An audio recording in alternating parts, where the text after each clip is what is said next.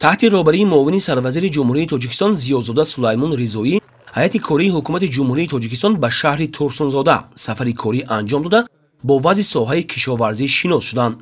راهبر شهر اکرمزاده پرویز به هیئت کاری وابسته به فعالیت ساحه معلومات منظور نمود. گروه کاری نخست از خوجگی تخم پروری سمیر دیدن نمودند. مثلا به هیئت کاری وابسته به ذخیره پنبه‌دانه و نوع‌های تخمی معلومات دادند. از جمله تاکید گردید که سال 2022 کشاورزان شهر کشتی پنبه‌دانه را در میدان 1000 گکتار به نقشه گرفته در انبارها 6 نوع تخمی به مقدار 118.9 تن ذخیره نمودند. بعداً هیئت کاری با پرورش پمیدور و بادرین در خوجگی برکت 2012 شناس شدند. در هفته شناسایی تاکید شد که دهقانان شهر در میدان 32 گکتار گرمخانه بنیاد نمودند و روند تشکیل گرمخانه ها در حالت افزایش می باشد. همچنین گروه کاری از ملخانه جمعیت دارای محصولات محدود دیلپور که 15000 سر مرغ گوشتی پرورش می‌یابد دیدن کردند.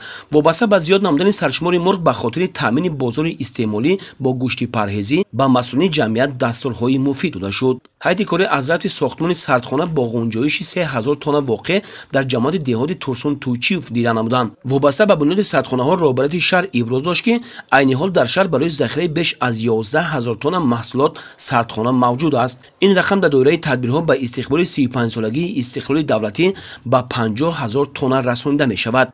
با مسئله تامین بازار با محصولات کشاورزی در سردخانه‌های خوجگیدار ایساقوف به مقدار معین سبزی و میوه ذخیره کرده شده است. گنجایش سردخانه مذکور 400 تن را تشکیل می‌دهد. بعداً هیئت کاری از تاکزار باغ سامان نیز شناس شدند.